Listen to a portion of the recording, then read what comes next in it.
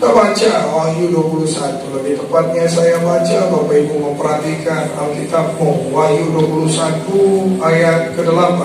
Dalam seri khotbah, beranikanlah dirimu bersaksi. Ya, ini sudah topik keempat dari tema kita. Yang pertama kita belajar bahwa satu jiwa berharga bagi Tuhan. Sama-sama bilang satu jiwa berharga bagi Tuhan. Bisa lebih keras, 1, 2, 3. Minggu kedua kita belajar bahwa Tuhan senang apabila saya dan Bapak Ibu bersaksi. Sama-sama bilang, Tuhan senang apabila saya bersaksi. Kebalikannya, Tuhan tidak senang kalau saya diam-diam. Jadi kalau Bapak Ibu diam-diam, percayalah Tuhan tidak senang. Jadi kalau Bapak Ibu diam-diam, kalau Bapak Ibu nyanyi gini, menyenangkanmu, senangkanmu, nanti malaikat semua bilang gini, parlente. Dimana saya mau menyenangkan Tuhan kalau menurut saya diam, gak berani bicara semua yang Tuhan sudah lakukan. Minggu lalu kita belajar karya Kristus harus diteruskan. Sama-sama bilang, Yesus tidak perlu mati kali kedua. Ayo bisa lebih semangat. 1, 2, 3. Yesus tidak perlu mati kali yang kedua. Kenapa dia tidak perlu mati? Sebab saya dan Bapak Ibu, ini waktu kita melanjutkan karya pengorbanan Kristus. Mari kita lanjutkan karya pengorbanan dengan cara apa? Bersaksi. Kalau gereja diam-diam, bayangin, kuota sorga masih banyak. Kuota neraka sebenarnya udah habis nih. Tapi terus orang suka ke neraka. Gila dan saya percaya berdasarkan firman Allah dalam 1 Tesalonika 5 ayat 9 bahwa Allah tidak menciptakan manusia untuk ditimpa murka. Karena itu saya yakin bahwa neraka sangat kecil. Saya sangat yakin kuotanya kecil dibandingkan sorga. Wow, luar biasa. Masalahnya neraka penuh sesak, sorga masih kosong berlompong. Sementara gereja hanya puas-puas diri. Ini penting untuk kita. Karena itu hari ini saya mau kita belajar sebuah kalimat sederhana. Penakut tidak ada di sorga. Sebut itu 3 kali. 1, 2, 3.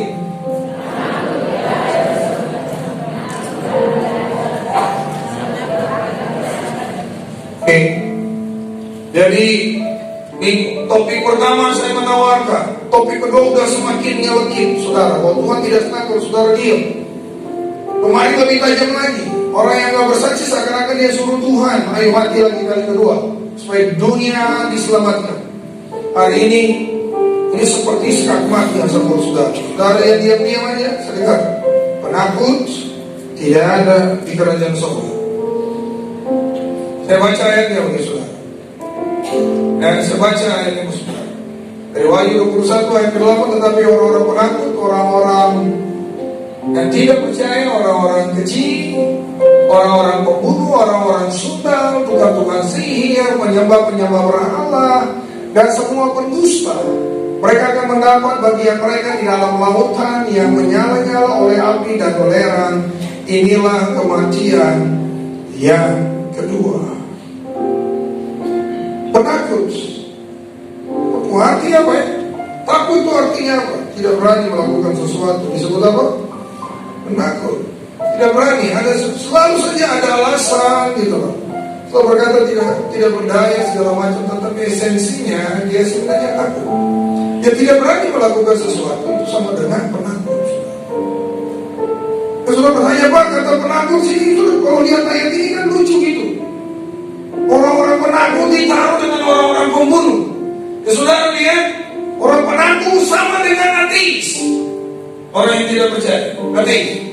Orang penakut sama dengan pembunuh. Jadi saudara sekalipun gak pernah sembelih manusia dengan pedang, tapi kalau saudara takut di hadapan Tuhan, dosanya sama dengan pembunuh. Sama dengan orang-orang sundal. Wow, katanya kita bertobat gak ada lagi persundalan pada kita. Saudara dengar, orang yang penakut dihitung sama dengan orang sundal di hadapan Allah. Di sana yang tukang-tukang sihir, abang mah. Wow, penyembah berhala. Hadis yang terakhir, orang Orang penakut dihitung sama dengan apa? Mulut juga. Pendusta. Oh, saudara. Yang lucunya lagi dari ayat ini, kenapa harus menakut yang memimpin rombongan gitu loh?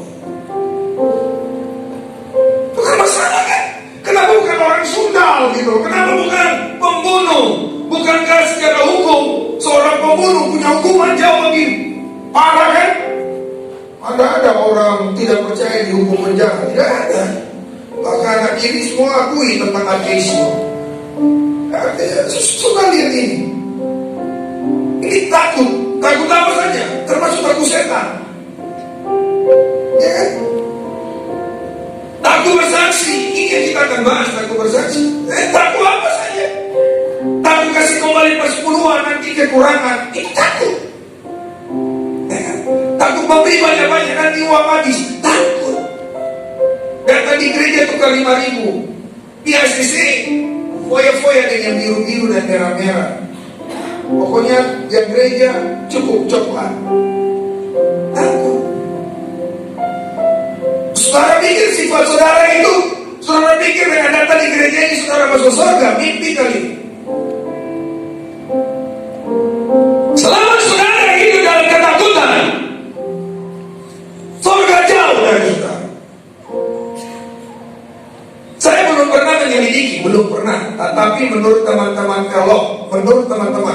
kan biasanya ada orang itu yang suka gitu-gitu.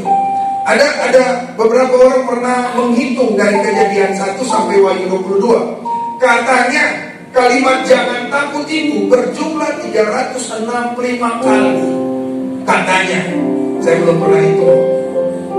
Tapi ini informasi sangat luar biasa. Kalau kata takut 365 kali di Alkitab berarti mewakili setiap hari. Betapa surga sangat tidak suka dengan penakut. Karena itu surga tahu iblis akan pakai jerat ini untuk membuat gerejanya tidak sampai di surga. Karena itu perlu 365 kali di dalam Alkitab supaya gereja sadar, jangan takut. Saudara yang tidak berani bersaksi, saudara masuk dalam golongan apa? Golongan apa? Di mana tidak bilang beta apa? Penakut. Penakut itu makanannya penakut. Oh tidak, saudara. Saya suka penakut. Saya sangat suka bersaksi. Gak ada hubungan kue penakut dengan roh ketakutan. Nah, saya punya waktu beberapa saat ini untuk menjelaskan dengan cepat buat saudara bahwa penakut tidak ada di surga untuk alasan yang pertama, sebab penakut adalah pemimpin rombongan ke neraka. Lebih tepat pemimpin rombongan ke lautan api, karena ayat yang dipakai adalah ke lautan yang menyala oleh api dan belerang. Itu di mana? Itulah bumi kita. Neraka itu ada di Hades. Dan di Hades saya percaya ada dua tempat. Ada yang namanya neraka, ada yang namanya Firdaus. Karena itu setiap kali saya memimpin pemakaman, saya bilang orang yang mati dalam Kristus ada di Firdaus. Sekalipun dia bergereja di tempat ini, tapi kalau dia mati dalam kemabukan, saya akan berkata dia ada di neraka. Itu jelas, sama-sama bilang jelas. Nah, lautan api itu adalah tatkala bumi dan langit yang diciptakan di Kejadian 1 ayat 1 dihancurkan oleh api dan belerang. Bumi dan langit ini begitu dihancurkan, itu jadinya namanya lautan api. Nah, penakut dikatakan ini. Jadi kisah ini setelah tahta aras putih. Jadi semua orang akan dikumpulkan. Dan dengar saudara, rombongan ketiga yang akan dibinasakan di lautan api itu tak main-main, dipimpin oleh apa? Sama-sama bilang dipimpin oleh penakut. Bilang dipimpin oleh penakut. Oke, pakai bahasa Indonesia, dipimpin oleh penakut. 1, 2, 3. Tangan kiri kanan lalu bilang, apakah kamu penakut? Saya suruh anda bilang, anda lihat saya tertawa. Tidak jelas. Ayo lihat kiri kanan lalu bilang ini, apakah kamu penakut? Yang penakut tepuk tangan yang luar biasa.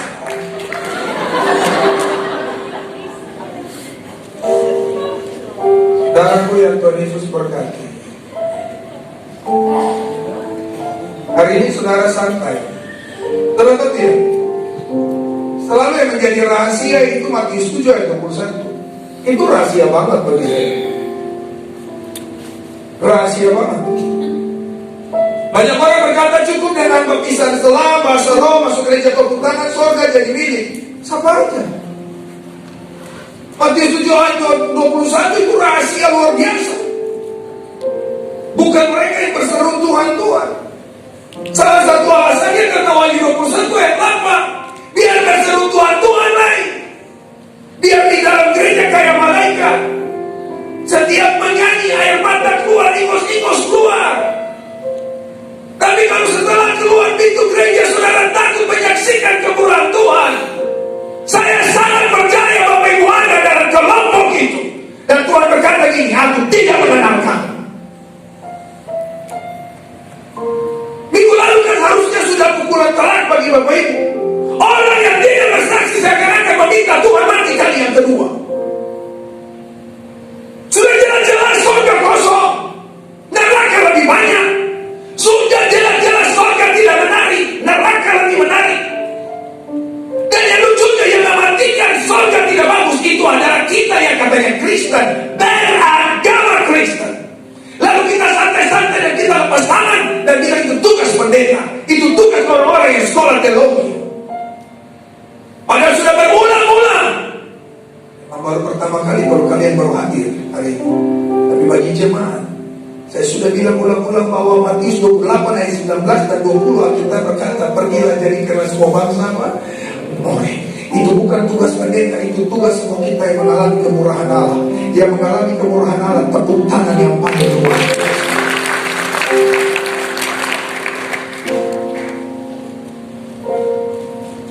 Kenapa terus Bapak Ibu? Saya bukan menakutimu, bukan. Dijauhkan Tuhan.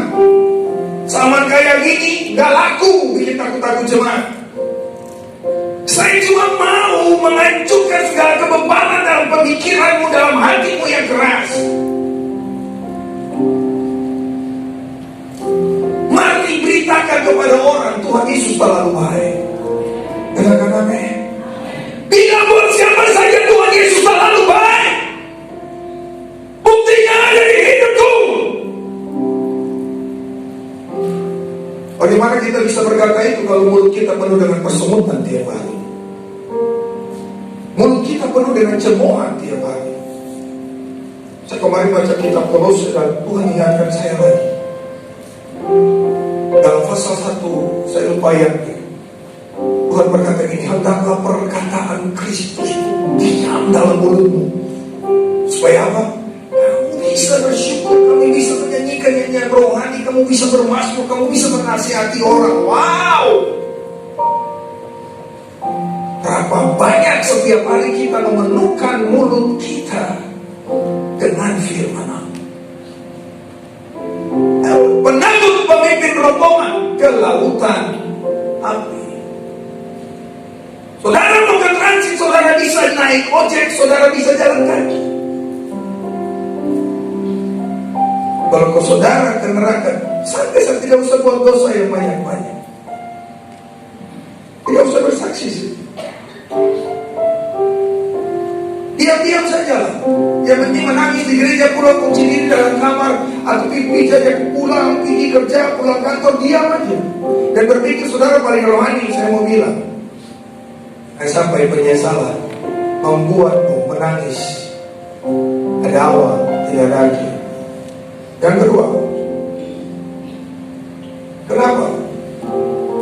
Penakut tidak ada di surga. Sebab penakut adalah gaya hidup orang yang mengalami kekurangan kasih Allah. Dunia ini tiap hari ini corona bikin kita jadi apa? Coba Anda berpikir, corona bikin kita jadi apa? Bukankah kita eksklusif sekarang, betul? Betul? Kita mau dekat dengan orang sendiri, kita takut, betul? Jangan kasih salah pemerintah. Pemerintah ini cuma seperti pion-pion yang dimainkan oleh kehidupan. Ada satu kuasa yang lebih besar daripada pemerintah yang mengendalikan pemerintah. Hari ini kita suruh pakai masker, tutup hidung ke mulut ke belakang. Besok-besok kita yakin cuma di mata yang biasa. Karena Karena tiba-tiba nanti corona kena rambut, lalu semua tutup rambut. Saudara boleh tertawa. Saudara boleh tertawa. Saudara nggak bisa marah pemerintah karena suruh kita pakai masker, suruh kita jaga jarak. Tahu, pemerintah cuma seperti apa? Bidang-bidang catur aja gitu. Pemerintah tidak punya kuasa mengatur kita, nggak bisa. Seluruh dunia kacau balau oleh corona. Sampai Amerika yang begitu hebat saja kacau, sudah tahu. Saya mau bilang ini, Ustaz, dunia lagi mengalami krisis kasih yang luar biasa. Dan orang yang mengalami krisis kasih disebut orang-orang penakut. 1 Yohanes 4 ayat 18 itu luar biasa. Kasih naik poin 3 bukan poin 2.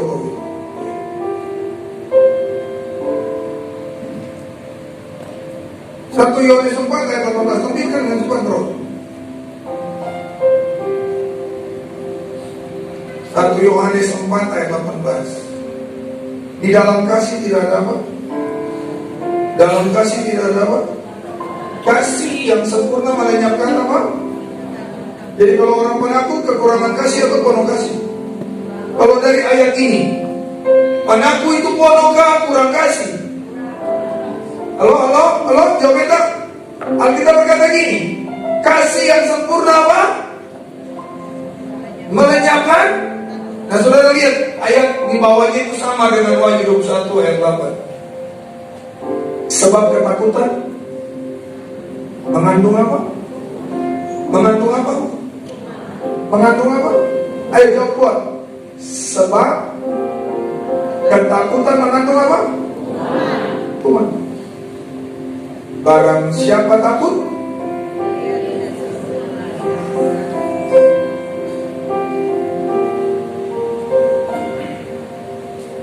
Timotius 3 Alkitab sudah berkata, manusia akan mencintai dirinya, akan datang masa-masa yang sukar. Bro bisa bantu saya dengan cepat, bro. 2 Timotius 3. Jangan terlalu lama kalian di belakang, ikuti saya dengan cepat. Ketahuilah pada hari-hari terakhir akan datang apa? Akan datang apa? Corona salah satunya, setuju? Setuju? Ya dong, corona yang bikin kita begini, no? Duduk pakai jarak, jalan pakai masker. Kasihan ibu-ibu beli lipstick mahal juga akan tertahan di masnya. Yang bisa gaya yang macam-macam gitu loh, ya. Yang masih pakai bulu mata palsu masih selamat hari ini. Tapi nanti yang beta bilang, masa mau pakai ini bulu mata palsu juga selamat. Sekarang yang mau pakai gigi emas juga tidak dapat lihat, cuma lihat masker kan. Oh, lihat apa saudara? Datang masa yang sukar. Ayat 2 bilang apa? Manusia akan apa? Manusia akan apa? Iya kan? Mencintai diri sendiri. Orang penakut itu kekurangan kasih Allah. Sementara dunia butuh kasih Allah. Minggu lalu kita belajar dari Yohanes 3:16. Dunia sementara butuh kasih Allah, tapi gereja sementara kekurangan kasih Allah. Bukankah paradoks? Ironis kan? Dunia butuh kasih Allah, sementara gereja kekurangan kasih Allah. Buktinya apa? Semua banyak yang penakut. Dan orang yang penakut, setuju tidak setuju, terima tidak terima, kamu kekurangan kasih Allah. Dan yang terakhir, kenapa penakut tidak ada di surga? Sebab penakut itu sama saja tidak mempercayai Allah sanggup melakukan segalanya. Setuju? Kenapa saudara takut kasih persepuluhan? Karena saudara takut kekurangan. Kenapa saudara takut kekurangan? Karena saudara tidak percaya apa yang kau kembalikan sebagai milik Allah. Alkitab sudah berkata, langit akan terbuka, aku akan curahkan berkat. Karena itu saudara suka ambil persepuluhan. Sudah penggaji 13, sudah penggaji 14, tunggu 15, 16 pun tidak kasih.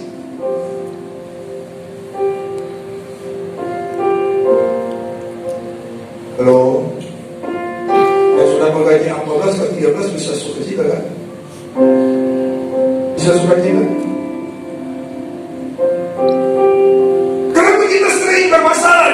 persembahan. Karena takut apa? Kekurangan. Orang yang takut kekurangan tidak percaya. Kalau Elia bisa dikasih makan oleh Allah lewat burung gagak, kita juga pasti bisa. Amin. Ada banyak burung gereja. Mungkin kekurangan burung gagak diamat, tapi banyak burung gereja. Tiba-tiba saat dia bawa jatuh begini, diamond. Kecil, tapi diamond. Daripada saudara berharap dia bawa garopa. Bagaimana burung gereja bawa ikan garopa? Tidak bisa. Tapi burung gereja dia bisa bawa diamond yang tidak tahu di mana dia angkat, dia jatuh taruh di sana. Tukar 30 juta. Saudara percaya apa? Saudara pikir saya bikin main-main? Saya tidak main-main. Karena Tuhan Yesus pernah bilang buat Petrus, pergi mengalir. Kau cigi ikan dalam ikan pemuluh, ada 2 keping mata uang. Ikan mana yang makan uang? Tidak ada kan? Cuma ikan mata kepe. Mana ada ikan makan uang? Tidak ada. Tapi di Alkitab ternyata Petrus dikasih kepeng oleh ikan. Kenapa saya takut bersaksi? Saya takut malu. Saya tidak takut mau bicara apa. Saudara tidak percaya kuasa Allah yang berkata, kamu pergi tepat saat dan kondisi, aku menaruh kata-kataku di dalam mulut. Jadi orang yang penakut adalah orang yang tidak percaya bahwa Allah sanggup melakukan segalanya. Terjemahkanlah, saudara lagi takut apa? Takut tidak kami? Saudara mengecilkan kuasa Allah bahwa Tuhan sudah menyiapkan laki-laki dan perempuan yang siap untukmu. Cuma masalah tunggu waktu saja. Amin. Saudara takut apa? Terjemahkan, saudara lagi takut apa? Takut corona. Kenapa saudara takut corona? Satu-satunya rasa takut yang pantas ada cuma takut akan Tuhan Allah. Dia dipono dari segala orang positif lain. Gereja tidak perlu takut. Sebab apa? Orang penakut tidak percaya tentang kuasa Allah. Katakan amin. Di tapi banyak yang sesuai itu. Ya sudah tahu. Sesuai karena pikir sudah biarkan aja. Kita tidak ditentukan hidup karena repit atau swab. Swab juga bukan akhir dari segalanya. Repit juga bukan akhir dari segalanya. Hidup dan mati manusia dikendalikan oleh Tuhan. Harus percaya. Kalau saudara masih percaya bahwa saudara masih umur panjang, santai-santai. Terjemahkan sekarang rasa takut. Saudara mau rasa takut yang berbeda-beda itu, kuncinya cuma satu. Orang yang takut adalah orang yang tidak percaya bahwa kuasa Allah sanggup melakukan semuanya. Tepuk tangan yang luar biasa. Tepuk tangan yang luar biasa bagi Tuhan.